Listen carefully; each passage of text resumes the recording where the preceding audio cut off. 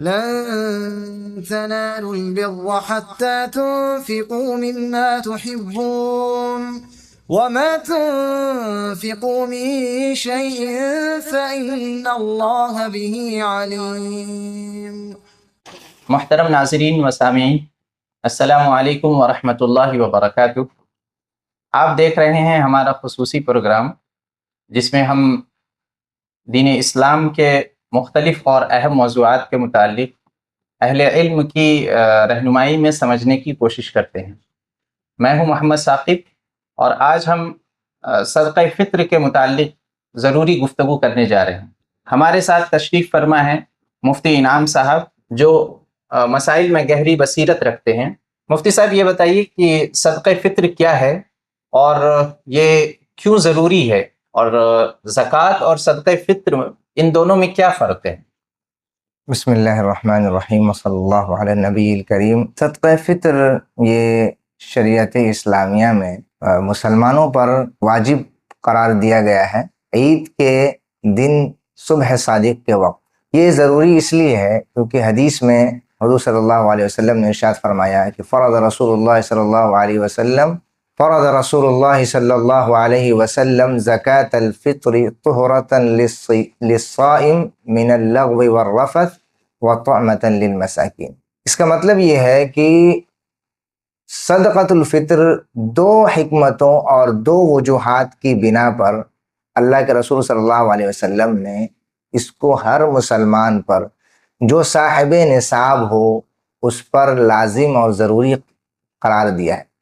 اور اس کی دو حکمتیں جو اس حدیث میں ذکر کی گئی ہیں وہ یہ ہیں۔ ظاہر سی بات ہے، انسان غلطی اور مجسمے کا پتلا ہے۔ جانے انجانے میں روزے کے اندر کوتاہی، غلطی، فضول باتیں اور لایانی باتیں ہو ہی جاتی ہیں۔ اس کی تلافی کے لیے رسول اللہ صلی اللہ علیہ وسلم نے اس کو واجب قرار دیا ہے۔ یہ پہلی حکمت ہے۔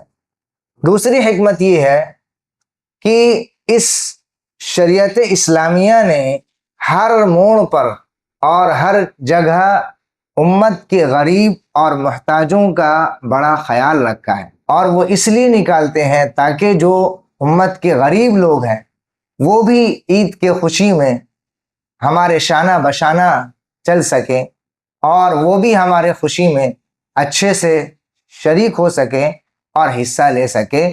زکوٰۃ اور صدقۃ الفطر میں فرق یہ ہے کہ زکوٰۃ میں مال نامی کا ہونا شرط ہے اور صدقۃ الفطر میں مال نامی کا ہونا شرط نہیں ہے۔ نصاب دونوں میں شرط ہے؟ جی، نصاب کا ہونا، صاحب نصاب کا ہونا، یہ دونوں میں شرط ہے۔ اچھا، لیکن زکوٰۃ میں مال نامی کا ہونا شرط ہے اور صدقۃ الفطر میں مال نامی کا ہونا شرط نہیں ہے۔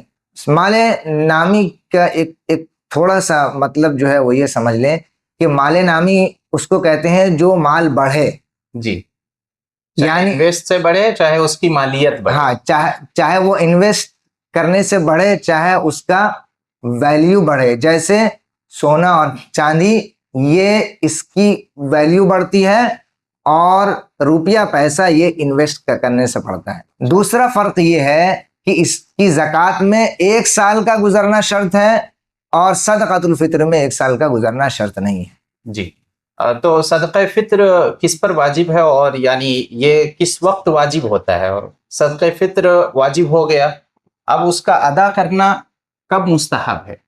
جی، آج کے ریٹ کے حساب سے 612 گرام چاندی کی قیمت ہو رہی 1,75,000 کے آس پاس۔ اچھا مفتی صاحب، حدیث میں مختلف غلہ جات کا ذکر آتا ہے، تو آپ ذرا بتائیں کہ کن غلہ جات کا تذکرہ حدیث میں آیا ہے، اور کیا اس کے علاوہ بھی دوسرے غلہ جات سے ہم صدقہ فطر ادا کر سکتے ہیں، یا پیسے روپے وغیرہ کے ذریعے سے ہم صدقہ فطر ادا کر سکتے ہیں، اور ادائیگی میں ہمیں کن باتوں کا خیال رکھنا چاہیے؟ صدقۃ الفطر کے سلسلے میں جو احادیث ملتی ہیں ان میں بعض میں 4 کا ذکر ہے اور بعض میں 1 کا الگ سے ذکر ہے۔ جیسے جو عموماً جو 4 اجناس کا ذکر ملتا ہے وہ ہے گندم، جی، جو، کھجور، کشمش، اور بعض میں پنیر کا لفظ بھی موجود ہے بعض حدیث میں۔ اسی طرح اگر آپ کو گندم سے دینا ہے تو نصف سا دینا ہوگا.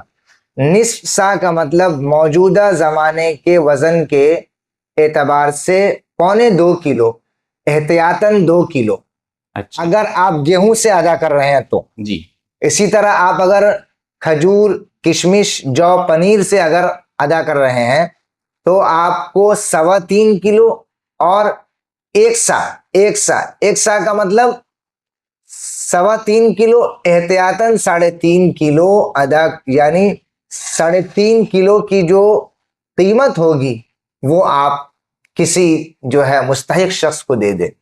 اب اگر جو احادیث میں جن اجناس اور جن اشیاء کا ذکر آیا ہے اگر کوئی اس کے علاوہ سے دینا چاہے تو وزن کا اعتبار نہیں ہوگا بلکہ قیمت کا اعتبار ہوگا. 3.5 کلو کھجور اگر میں 200 روپے والا استعمال کرتا ہوں تو 700 روپے میں ملے گا. جی تو اب 700 روپے میں اگر مجھے چنا کسی کو دینا ہے اچھا جی. تو 750 میں جتنا چنا ملے گا اتنا چنا میں اس کا اعتبار ہوگا، اس کا اعتبار ہوگا. قیمت کا اعتبار. جی 1 سا اور نصف سا کی جو قیمت ہوگی اتنی قیمت کا دوسرا سامان خرید کر ہم دے سکتے ہیں. جی اسی طرح صدقۃ الفطر کی ادائیگی میں ایک بہت اہم مشورہ ہے. پاکستان میں عموماً یہ اعلان ہوتا ہے گندم کے اعتبار سے جو اس سال 70 روپے ہے، اور اس جی تو اب چاہے وہ مالدار ہو، چاہے وہ ارب پتی ہو، لکھ پتی ہو، سب لوگ 70 روپے کے اعتبار سے ادا کرتے ہیں. یہ مناسب نہیں ہے، بلکہ ہر شخص کو اپنے مالی حیثیت کے اعتبار سے ادا کرنا چاہیے تاکہ غریبوں کا زیادہ سے زیادہ فائدہ ہو. اگر ہم مالدار ہیں، اگر ہماری تنخواہ اچھی ہے تو ہمیں کھجور سے جو ہے نا وہ ادا کرنا چاہیے، ہمیں کشمش سے ادا کرنا چاہیے، ہمیں جو سے ادا کرنا چاہیے، ہمیں پنیر سے ادا کرنا چاہیے. یعنی زیادہ سے زیادہ مقدار میں ادائیگی ہوگی اور غریبوں کا زیادہ فائدہ ہوگا. انفع للفقراء ہوگا. جی انفع للفقراء مقصد ہے یہ. مفتی صاحب میں کچھ ضروری مسائل کے متعلق سمجھنا چاہوں گا کہ صدقہ فطر عید کے دن فرض ہوتا ہے، اور لیکن ہم اس کو رمضان کے ایام میں بھی ادا کر سکتے ہیں. اگر کوئی ان دنوں میں سفر میں ہے تو کیا مسافر پہ بھی صدقہ فطر دینا ضروری ہے، اور وہ کہاں کا اعتبار ہوگا؟ بعض صحابہ کی روایت میں یہ بات ملتی ہے کہ عید الفطر سے چند دن قبل بھی اس کی ادائیگی کی جا سکتی ہے، اور یہ درست ہے. اسی طرح اگر کوئی صاحب نصاب شخص سفر پر بھی ہو تو اس پر صدقۃ الفطر کی ادائیگی واجب ہوگی. اسی طرح اگر کوئی ہندوستانی شخص کسی دوسرے ملک میں کام کر رہا ہے جی تو وہ جس ملک میں ہے عید الفطر کے دن صبح صادق کے وقت جی جو شخص جس ملک میں ہوگا اور وہاں جو قیمت چل رہی ہوگی نصف سا یا 1 سا کی، اس کے حساب سے وہ صدقۃ الفطر ادا کرے گا. یعنی اگر کوئی شخص سعودی میں یا دوسرے ممالک میں ہے، وہ ہندوستان کا ہے، اور وہ وہاں سے فون کر کے کہتا ہے کہ آپ صدقہ فطر ادا کر دیں، تو وہاں کی جو مالیت ہوگی وہ ان کو یہاں ادا کرنی پڑے گی. جی جی صدقہ فطر مسجد، قبرستان یا کسی کافر فقیر کو دینا درست ہے؟ صدقہ فطر مسجد یا قبرستان میں نہیں دیا جا سکتا ہے. کہ زکوٰۃ جو ہے کسی نان مسلم کو نہیں دیا جا سکتا ہے. البتہ صدقۃ الفطر کے سلسلے میں علماء نے اس بات کی اجازت دی ہے کہ وہ نان مسلم کو دیا جا سکتا ہے، البتہ مسلم کو دینا یہ زیادہ بہتر ہے. اگر کوئی شخص عید کی نماز سے پہلے صدقہ فطر ادا نہیں کر سکا تو کیا عید کے نماز کے بعد صدقہ فطر ادا کرنا درست ہے؟ جی اس سلسلے میں ایک حدیث ہے، حدیث فمن اداها قبل الصلاة فهي زکاة مقبولہ ومن اداها بعد الصلاة فهي صدقة من الصدقات. اس حدیث سے اس بات کی طرف یہ اشارہ ملتا ہے کہ اگر کسی نے نماز سے پہلے ادا کر دیا تو ظاہر سی بات ہے اس کا ثواب اس کو زیادہ ملے گا. جی اور اگر کوئی نماز سے پہلے نہیں ادا کر سکا تو ایسا نہیں ہے کہ اس کے لیے معاف ہو جائے گا، اس کو بعد میں ادا کرنا پڑے گا. البتہ جو ثواب اس کو پہلے ادا کرنے کا ملتا وہ عید کی نماز کے بعد ادا کرنے کا نہیں ملے گا. مفتی صاحب جو گھر کے مختلف افراد ہیں ان کی طرف سے بھی ادا کرنا ضروری ہے؟ جیسے اگر بیوی اور شوہر ہے تو کیا بیوی کے لیے بیوی کا صدقہ فطر ادا کرنا شوہر کے اوپر لازم ہے یا بیوی وہ خود ادا کریں گے، یا اور بھی دوسرے بڑے بیٹے ہیں جو بالغ ہیں یا بیٹیاں ہیں جو بالغہ ہیں، ان کے متعلق کیا حکم ہے؟ جی، والد پر اپنی نابالغ اولاد کی طرف سے صدقہ فطر ادا کرنا اپنے مال سے واجب ہے. اچھا، اور اگر وہ نابالغ اولاد مالدار ہے تو اس کے مال سے ادا کرنا واجب ہے. پھر باپ اپنے مال سے ادا نہیں کرے گا بلکہ باپ اس کے مال سے ادا کرے گا.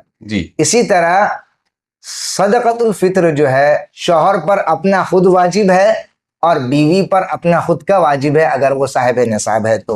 اچھا. اور اگر دونوں ایک دوسرے کی طرف سے اگر ادا کر دے تو ادائیگی ہو جائے گی. علماء نے اس کی اجازت دی ہے. جی ناظرین، ہم نے صدقہ فطر کے متعلق جو اہم اور ضروری مسائل ہیں اس کو ہم نے سمجھا. مفتی صاحب، آپ کا بہت شکریہ کہ آپ نے ہمارے ناظرین اور سامعین کے لیے اس نشست کو قبول فرمایا. اللہ آپ کو جزائے خیر دے. آمین. السلام علیکم ورحمۃ اللہ وبرکاتہ. وعلیکم السلام. خذ من أموالهم صدقة تطهرهم وتزكيهم بها وصل عليهم إن صلاتك سكن لهم والله سميع عليم.